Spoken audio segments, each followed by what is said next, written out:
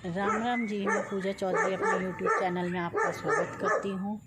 उम्मीद करती हूँ मेरी वीडियो आपको पसंद आ रही होगी। आज दिल सुबह ही बहुत उदास हो गया जब मैंने ये सुना।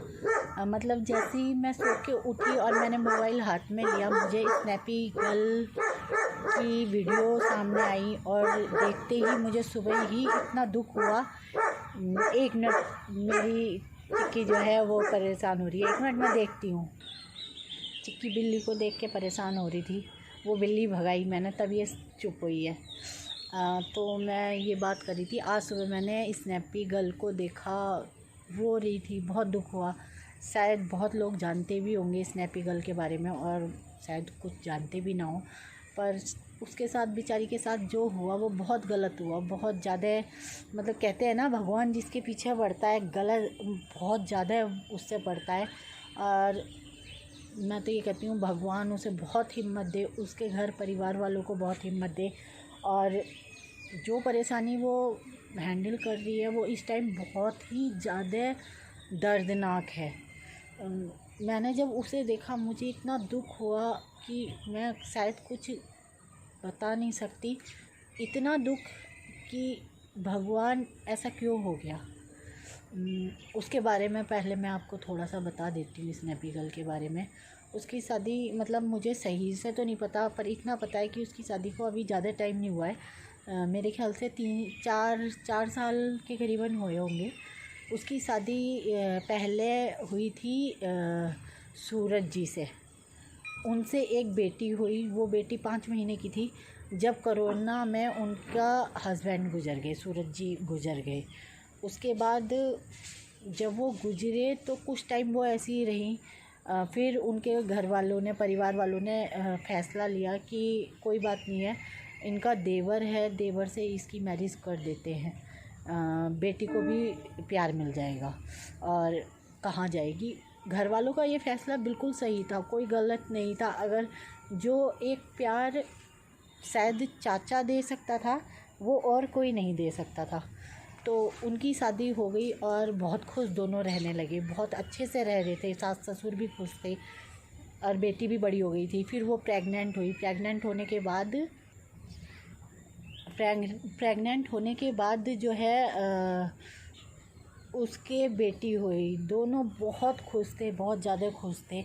इतने खुश थे कि बहुत, जब उनकी मैरिज हुई थी तो वो न्यूज़पेपर में भी निकली थी कि देखो बेटी, मतलब बहू को देवर ने अपना लिया बच्चे के लिए। और अच्छा भी लगा था। मैं वीडियो देखती थी, वॉच करती थी उनकी वीडियो, बहुत अच्छा लगा था देख के। पर अब कुछ टाइम, मेरे ख्याल से 3 मई को ये खबर आई थी कि उनके हस्बैंड का एक्सीडेंट में डेथ हो गई, पर कोई कंफर्मेशन नहीं था, इस वजह से कोई ऐसी वो नहीं थी। और किसी ने वीडियो में ये भी दिखाया कि उनके घर में ताला लगा हुआ है, कोई नहीं है। तो ऐसा लग रहा था कि शायद ये खबर झूठी है, हो सकता है एक्सीडेंट हुआ हो। और क्योंकि एक्सीडेंट कहीं बाहर हुआ था, आगरा में हुआ था शायद, उनकी मम्मी के मायके में हुआ था शायद, मैं इस बात में श्योर नहीं हूँ।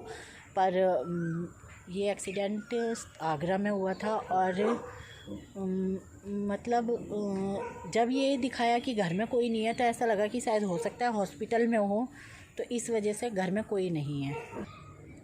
वीडियो बनती रही, हम भी देखते रहे, कुछ नहीं बोला। मैंने कहा हो सकता है ये खबर झूठी हो, जब तक घर परिवार वाले कुछ नहीं कहेंगे तो कुछ भी हो सकता है। क्योंकि ये वाईटी स्टूडियो में ऐसा होता है कि थोड़ी सी बात को बहुत फैला दिया जाता है, इस वजह से मतलब अपने मन गवाही नहीं दे रहा था कि ऐसा कुछ हुआ है। उसके बाद जब कल मॉर्निंग में मैंने वो वीडियो देखी है, पैरों के नीचे से धरती निकल गई। वो कितना अपने आप को संभाल रही थी, कितना, मतलब कितना रो रही थी और ये कह रही थी कि नहीं मुझे संभलना है, नहीं मुझे संभलना है, मुझे अपनी बेटियों के लिए संभलना है। क्योंकि उसकी दूसरी भी बेटी हुई थी और वो भी ज़्यादा बड़ी नहीं है, वो भी ऐसी है 2-3 महीने की, 3-4 महीने की होगी, इससे ज़्यादा की नहीं है। अब ये देखिए, मतलब कितना बड़ा हादसा उनके घर में हुआ है कि पहले एक बेटा गया, फिर दूसरा बेटा गया। पर मैं सपना की हिम्मत को दाद देती हूँ कि वो फिर भी यही कह रही थी कि नहीं, मुझे संभलना है, अपनी बेटियों के लिए मुझे संभलना है। एक उसकी नंद भी है जो उसकी सास के भाई की बेटी है, वो भी उन्हीं के घर रहती है। वो कह रही थी मेरी 3 बेटी है और मुझे इनके लिए संभलना है। देखिए उस लेडी में कितना मतलब प्यार है, जो वो ये कह रही थी कि नहीं, मेरी 3 बेटी है, मुझे उनके लिए संभलना है। ये सुन के मुझे रोना आ रहा था। और जब वो ये कह रही थी ना कि मैं कुछ बोल नहीं पाई अपने मम्मी से, अपनी बुआ से, अपनी बहन से, मैंने कुछ नहीं कहा, मैं चुप रही हूँ। और आज मैं सबको इस वीडियो के द्वारा बता रही हूँ कि मैं आगे बढ़ूँगी, मैं संभलूँगी, अपनी बेटियों को पालूँगी। मन ऐसा कर रहा था कि शायद वो मेरे पास होती तो मैं उसे गले लगा लेती। और क्या कहूँ, कुछ शब्द ऐसे होते हैं जो मतलब दिल महसूस करता है पर मुंह से नहीं निकलते। वो ही उस वीडियो को देख के मेरे साथ हो रहा था।